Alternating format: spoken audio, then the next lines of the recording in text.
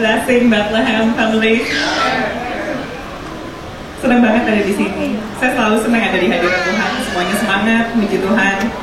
Saya senang kita bisa datang sama Tuhan itu dengan hati yang sukacita, bukan yang sedih-sedih gitu, bukan yang melo-melo, tapi bisa sambil senyum, bisa sambil loncat-loncat, bisa sambil wah penuh sukacita. Ada yang punya Instagram di sini? Ada yang follow saya? Iya lumayan. Boleh dulu follow dong. Kalau misalkan lihat di Instagram, orang banyak pikir, ih hidupnya enak banget. Dikirain saya itu pasti sempurna gitu semuanya. Padahal apa yang diupload itu kan belum tentu, ya cuma 10% dari yang kejadian sehari-hari kan. Saya mau cerita sedikit tentang latar belakang keluarga saya. Saya itu sama sekali nggak ada sempurna-sempurnanya latar belakangnya. Karena dari orang tua saya, dua-duanya bercerai. Terus papa saya menikah cerai beberapa kali. Mama saya juga nikah cerai beberapa kali.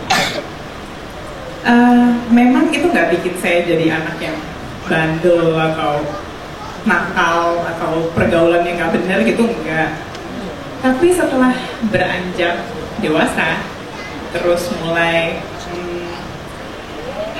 belum sampai pernikahan ya, mungkin lagi mencari pasangan hidup, ternyata itu mempengaruhi pola pikir saya, mempengaruhi cara saya berpikir, dan itu bikin saya jadi salah banget mikirnya.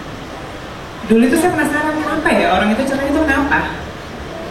Jadi kalau teman-teman saya suka ledekin, lu mah anak-anak baca bobo, lu bacanya oh mama oh papa katanya. Karena saya emang waktu kecil tuh nyari banget, kenapa ya orang tuh cerai kenapa gitu. Dengan pengertian yang anak-anak nggak ngerti. Tumbuh dewasa kalau lihat di film, kalau baca buku, kalau lihat di cerita-cerita Hollywood, timbul kesimpulan yang salah banget. Saya pikir untuk pernikahan yang baik itu perempuannya harus cantik, harus kurus, harus langsing, terus laki-lakinya harus banyak uang. Saya kira itu syarat pernikahan yang baik. Dan setelah menikah, itu nggak kepake. Jauh lebih susah daripada itu untuk pernikahan yang baik. Tapi saya senang, saya bersyukur Tuhan Yesus mati di kayu salib 2000 tahun yang lalu untuk tebus saya, untuk kembalikan jati diri saya. Tuhan kasih saya identitas yang baru. Saya itu anaknya Tuhan.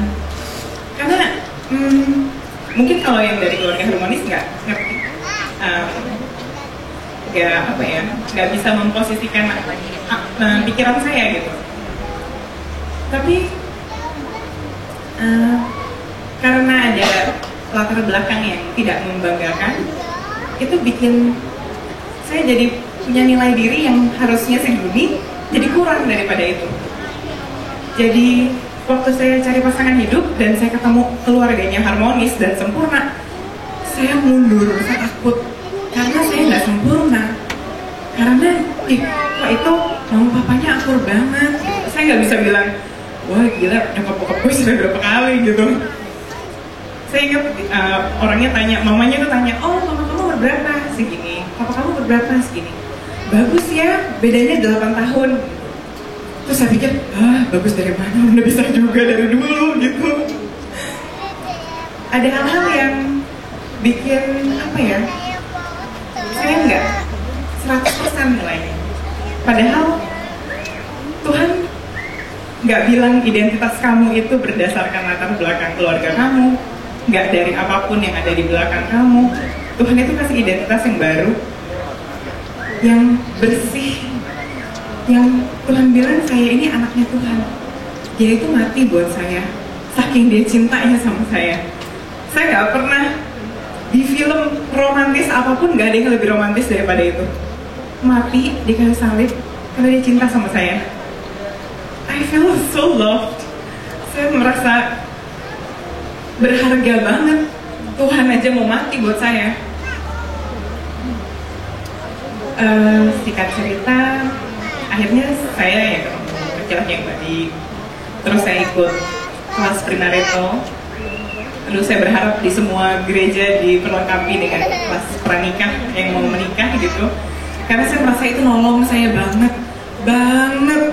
Apa jadinya saya kalau nggak ada kelas pranikah itu? Kalau misalkan ada yang follow saya di Instagram, saya suka banget bagiin hal-hal di Instagram. Apa kalau misalnya saya ikut seminar pernikahan mungkin, atau seminar parenting mungkin, saya suka banget share. Saya pikir saya punya followers segini banyak, pasti Tuhan kasih ada maksudnya kan, bukannya buat endorsan kan.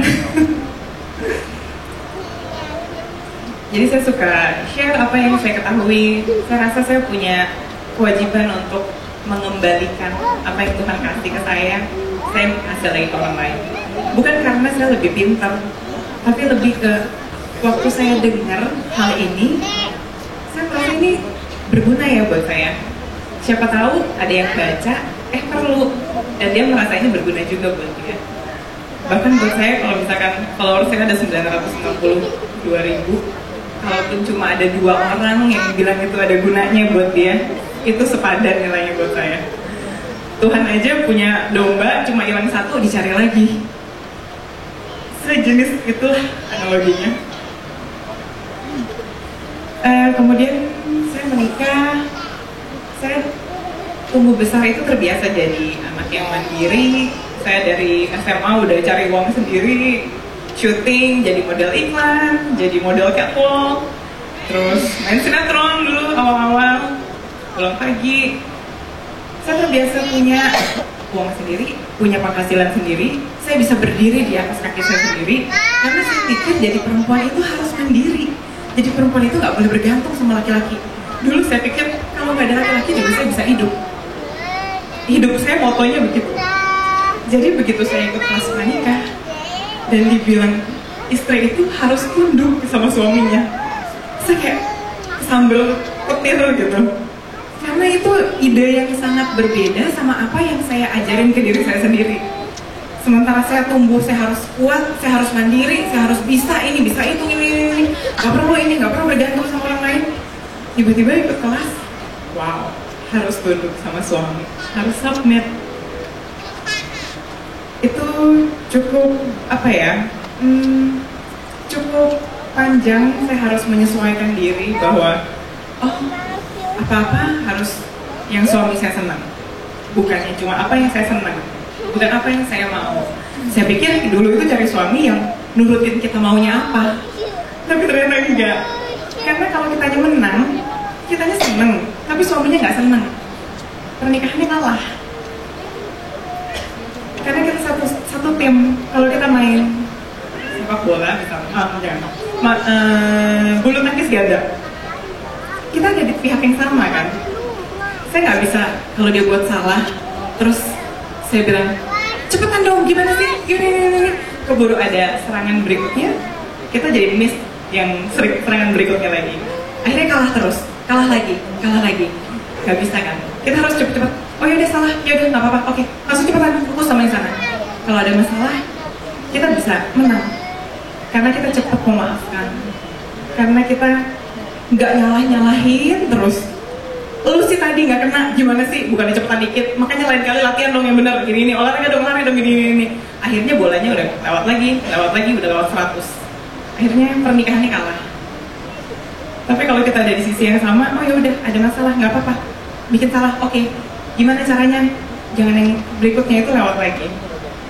Banyak banget belajar di pernikahan, 2 jadi 1 nggak gampang, apalagi latar belakangnya berbeda. Kita dibesarkan, cara orang tua kita didik sama cara orang tuanya pasangan kita didik pasti beda. Jadi apa yang kita pikir benar dan apa yang pasangan kita pikir apa benar-benar mau nggak ya?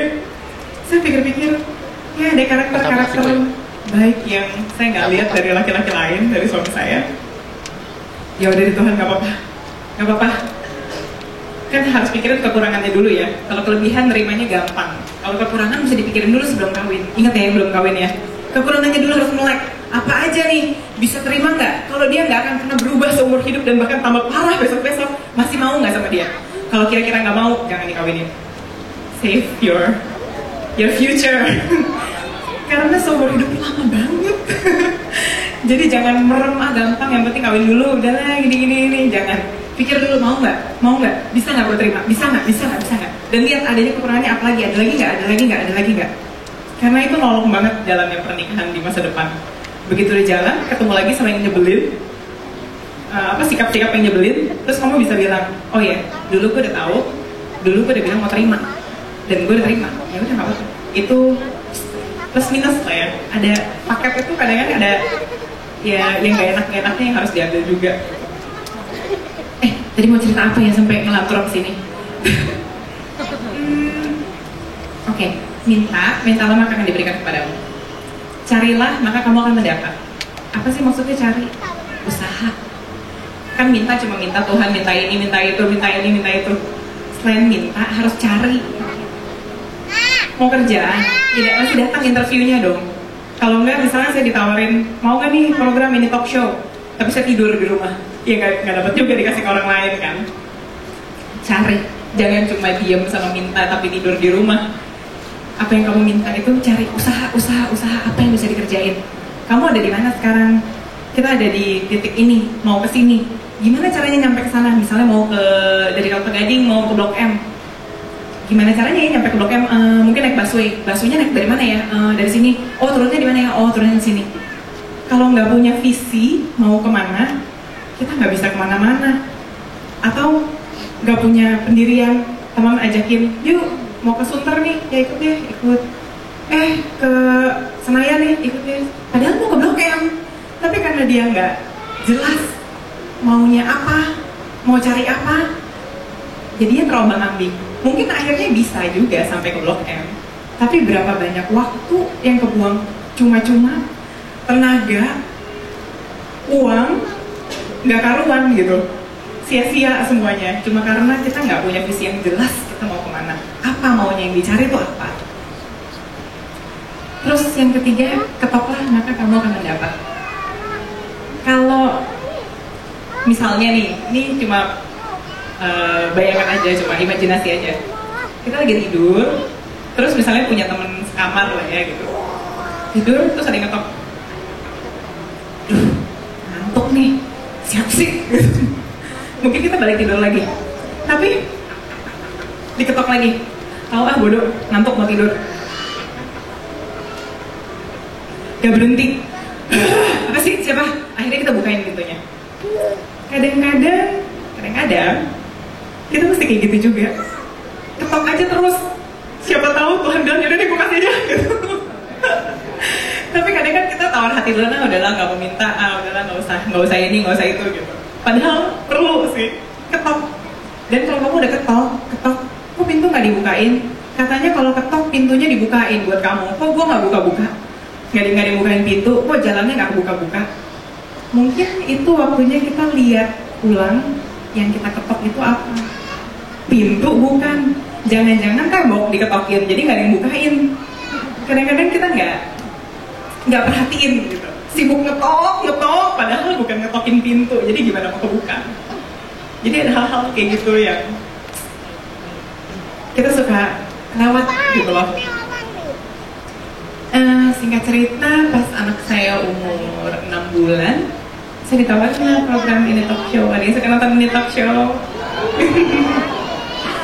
Terus saya kayak seneng banget akhirnya punya kegiatan yang dari dulu saya mau gitu, emang yang saya suka, yang saya seneng. Mana kerjanya enak, cuma cengeng-cengeng doang gitu. Nggak perlu, kalau buat saya nggak perlu keahlian khusus kayak akrobat atau ngomong 7 bahasa gitu loh. Bukan sesuatu yang sulit banget buat saya kerjain. Saya dikasih, ya awalnya nggak seenak yang dilihat di TV. Dulu juga awalnya masih tuh pulang agak malam, terus belum live. Setelah udah live udah enak, cuma 2 jam terus pulang. Kadang saya udah di sekonnya di awal, udah selesai saya pulang duluan. Enak banget. Tapi kalau saya tarik balik ke belakang, saya pikir itu nggak mungkin. Saya pikir itu nggak ada, nggak bisa. Untung ada ipar saya yang bilang begitu. Jadi kadang-kadang kita perlu ada orang ingetin kita, negor kita, benerin sudut pandang kita yang salah. Walaupun cuma ngomong selentingan gitu doang. Terus dan dulu saya juga reaksinya, nggak ada lah, nggak mungkin. Tapi ternyata setelah saya minta, bener loh ada, bisa loh.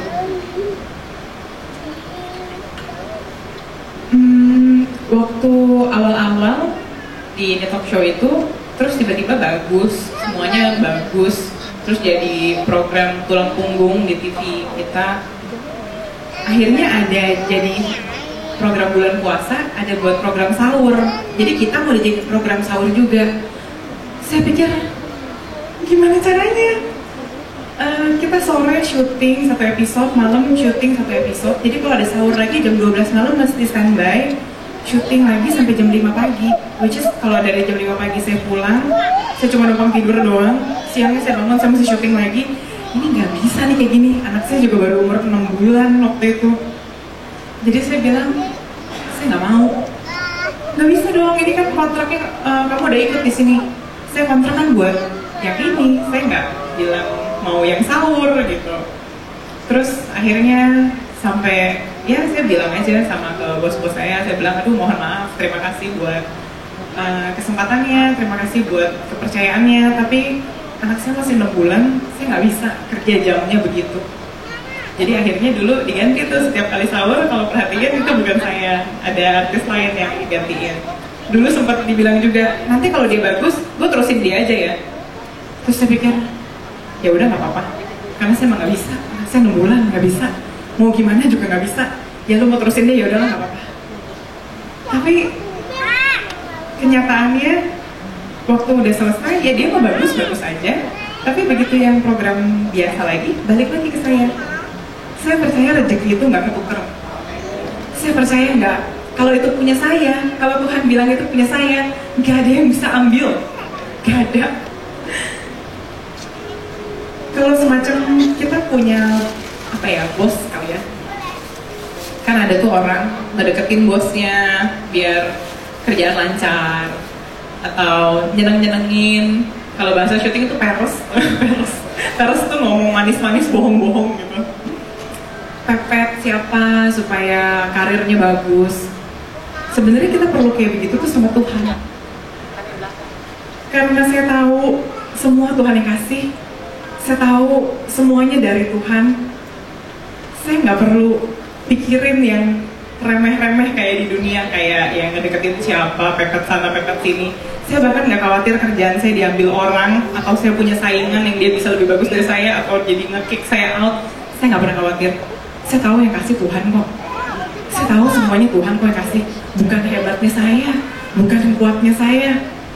Ini talk show program saya ini, kalau dibilang juga nggak butuh keahlian khusus, nggak, ya kayak tadi saya bilang, saya nggak perlu bisa akrobat, saya nggak perlu bisa 7 bahasa, saya nggak perlu yang susah-susah gitu. Itu pekerjaan yang saya bilang menurut saya semua orang juga bisa kerjain, tapi Tuhan kasihnya buat saya, siapa yang bisa ambil? Terus saya pikir-pikir, kenapa ya Tuhan kasih ini buat saya ya gitu, biar apa ya? Waktu saya main Instagram, nah itu saya pikir, oh Tuhan pasti taruh saya di tempat yang tinggi biar apa nih? Biar ada gunanya dong, bukan cuma buat ditaruh-taruh doang, bukannya cuma ya kebetulan ya di situ deh gitu. Nggak pernah kebetulan kan rencananya Tuhan, pasti nggak pernah salah. Biarpun ada masalah pun nggak pernah salah. Saya suka banget dibilang kita harus jadi garam, jadi terang. Apa sih artinya jadi garam, jadi terang? Jadi garam tuh bawa rasa. Jadi kalau di kantor misalnya, sepi ya nggak ada si A, berarti kita bawa rasa kan. Kayak makan sop, biasanya asin, nggak ada rasanya kan nggak enak, kayak tawar gitu. Ada sesuatu yang kita bawa. Kita harus punya rasa nih, kalau ada dia jadi lebih enak ya, lebih nyenengin mungkin, lebih ada rasanya gitu loh. Kadang-kadang kehadiran kita itu juga bisa kita lihat rasanya tuh apa dari muka orang-orang. Kalau nggak seneng kan gitu mukanya kelihatan kan. Kayak kita makan jeruk, kecut, jadi langsung kelihatan, oh itu pasti rasanya kecut tuh, mukanya nggak enak banget gitu. Tapi kalau enak kan kayak gitu, kayak seneng, kayak bisa dinikmati gitu. Terus jadi terang. Kalau di ayatnya, pelita itu nggak pernah ditaruh di bawah sini. Pelita itu selalu ditaruhnya di atas, supaya bisa terangnya itu dinikmati sama banyak orang. Saya pikir Tuhan kasih saya pekerjaan baik, nggak ditaruh di bawah sini, ditaruhnya di sini. Pasti maksudnya supaya kelihatan, bukan cuma buat jadi gantungan doang di atas.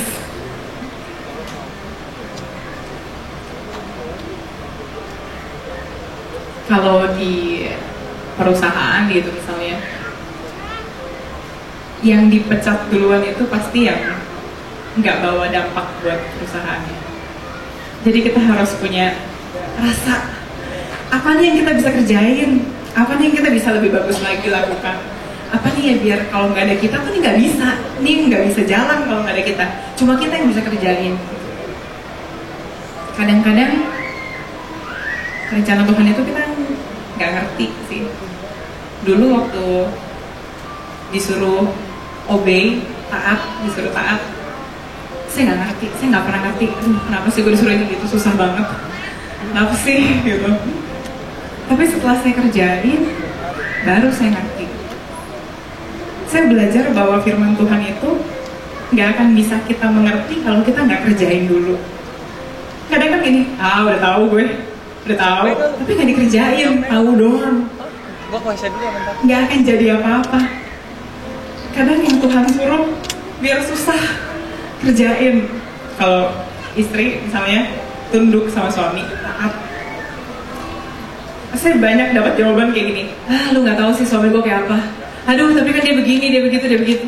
Lu nggak tahu sih dia gini. Tapi Tuhan suruhnya tunduk, suruhnya taat. Mau enak, nggak enak, taat, tunduk. Susah, buat saya juga susah. Tapi saya nurut aja. Saya pikir Tuhan suruh pasti yang bagus, biar susah pasti bagus. Hari ini saya nengok ke belakang, ya ampun, untung saya nurut gitu loh. Untung saya, Tuhan suruh apa aja saya iya. Aduh, kalau Tuhan suruh saya sekarang nyemplung kali, saya nyemplung kali beneran. Gak apa-apa orang gak ngerti, gak apa-apa orang bilang, ih bego banget sih lo, apaan sih, aneh banget sih pikiran lo gitu. Buat saya gak apa-apa, karena apa yang Tuhan suruh itu pasti yang baik buat kita. Tuhan tuh gak bisa kasih yang lain kecuali yang baik, gak bisa. Bahkan setelah menjalin hubungan sama Tuhan, lama-lama kita jadi pengen ngerjain yang baik, lama-lama kita juga mau jadi baik. Tuhan tuh baik banget sama saya, sampai saya malu kalau saya nggak baik. Kalau saya nggak ngerjain yang baik, terus saya malu. Tuhan tuh baiknya luar biasa sama saya.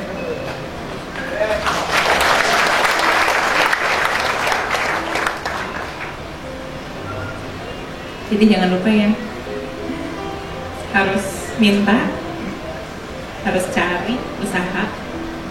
Belum dapat juga, ketok, usahanya lebih keras lagi. Tuhan itu, kalau Tuhan nggak kasih, mungkin kita belum siap. Oh, tadi cerita si tambang itu adalah gini. Lupa. Mungkin kalau ini udah berhasil dari dulu-dulu, misalnya saya menikah terus langsung, wah tambangnya jalan, terus langsung kayak, misalnya uangnya banyak gitu.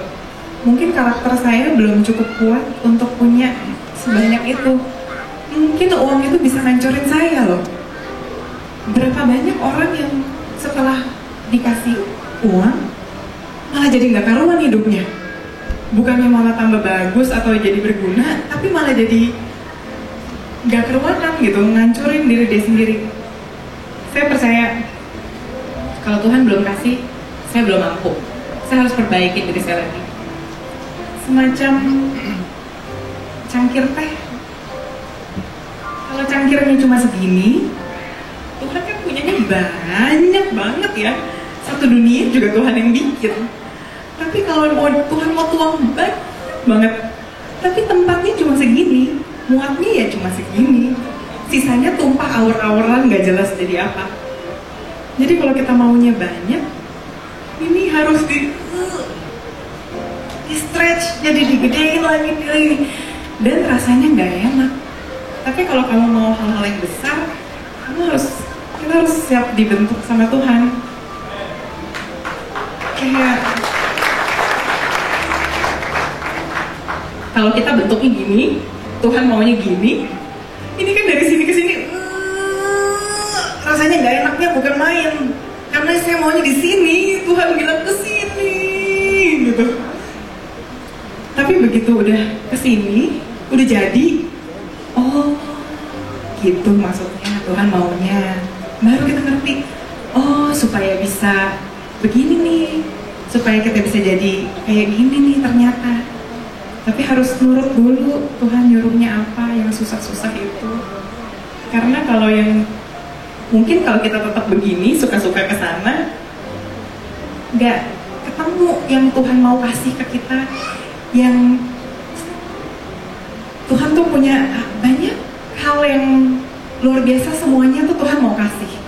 Tapi kita bisa nggak kelolanya? Kita bisa handle nggak, bisa tanganin nggak? Seperti saya punya anak, saya mau kasih semua yang saya punya buat anak saya dong. Saya mau apa sih, buat apa sih saya capek-capek, ya nggak sih? Semua juga buat anak. Tapi kan saya lihat-lihat orangnya, lihat-lihat umurnya juga. Umur segitu bisa nggak punya handphone? Masa umur 2 tahun saya beliin handphone pribadi, walaupun saya mampu, tapi bukan berarti dia harus punya kan. Masa anak SD saya beli mobil sendiri, biarpun bisa beli, tapi enggak juga kan. Mungkin Tuhan juga kayak gitu kali ya. Perhatiin dulu, kamu mampunya semana. Saya sih mau kasih semuanya, mau banget. Tapi kamu bisa nggak? Saya kan sayang banget sama kamu, saya nggak mau hancurin kamu dong. Jadi kita perbesar dulu kapasitasnya, baru kita bisa terima yang Tuhan mau kasih buat kita. Mudah-mudahan ada gunanya ya. Mudah-mudahan bisa berguna buat yang dengar. Terima kasih banyak. Oh, mohon maaf saya nggak bisa sampai selesai, masih ada acara lagi. Tapi terima kasih banyak saya bisa ada di sini. Saya bersyukur bisa berbagi. Terima kasih.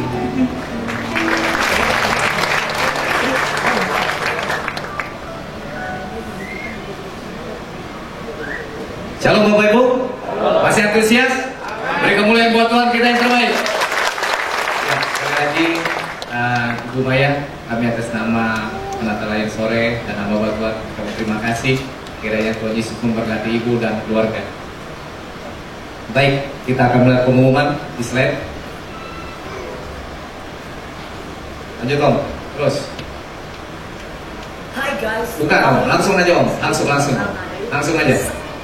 Ya, ini dilangsungin aja Om. Ya, lagi. Nah, summer camp. Ya, terus. Ya, baik Bapak Ibu, itu pengumuman kita pada saat sore hari ini. Yang terakhir, selamat datang bagi Bapak Ibu yang baru pertama kali hadir di tempat ini, saudara-saudara orang asing, mereka sahabat-sahabat baru kami. Bagi Bapak Ibu yang baru pertama kali di tempat ini, bisa angkat tangan. Kami ingin berdoa. Ya, ada satu, beri kemuliaan buat Tuhan. Ya, kanan kiri bisa kasih salam. Selamat datang. Iya. Ada lagi Bapak Ibu?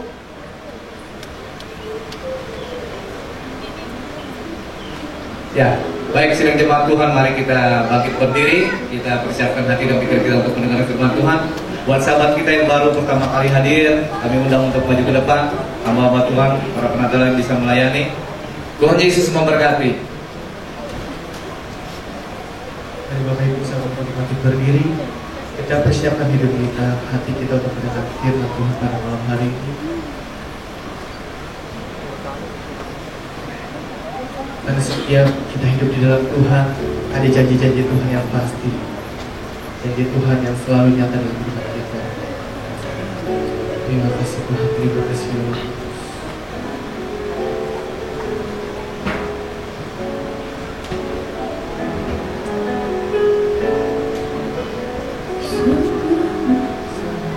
Setiamu Kau nyatakan bagiku, Kau Bapa yang selalu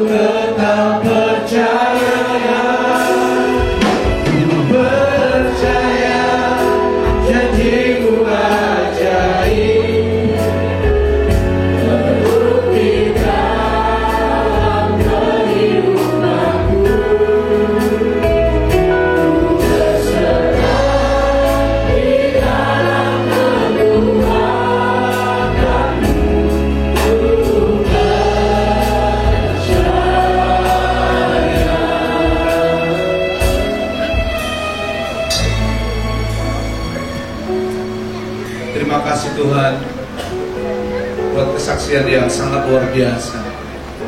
Itu tidak hanya kesaksian, itu adalah bercerita tentang pertolongan Tuhan yang begitu hidup, seperti sebagai khotbah yang mantap buat kami pada sore hari ini. Berkati Ibu Maya, berkati Tuhan Yesus di mana saja dia berada, berkati keluarganya. Saya secara pribadi sangat diberkati, dari awal dia bicara sampai akhir, dia mengungkapkan hal-hal yang baik tentang kehidupan ini.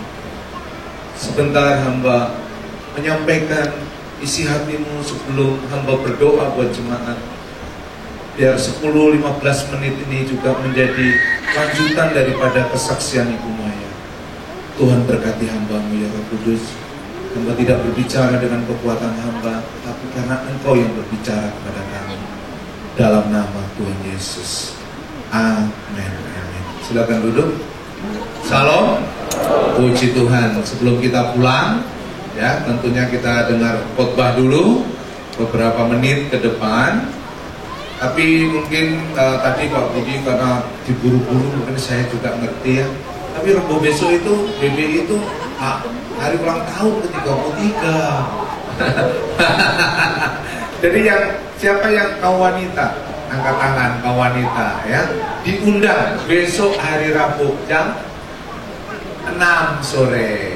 Jadi jam 6 sore HUT, Hari Ulang Tahun Wanita Bethel Indonesia Jemaat Bethlehem. Oh ya betul jam. Jadi HUT ke 30.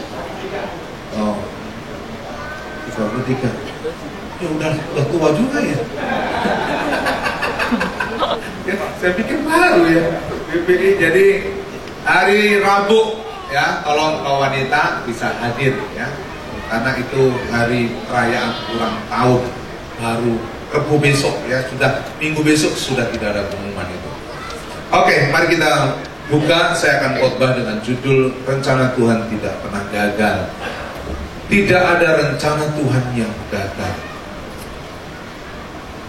Mari kita baca bersama-sama. 1, 2, 3.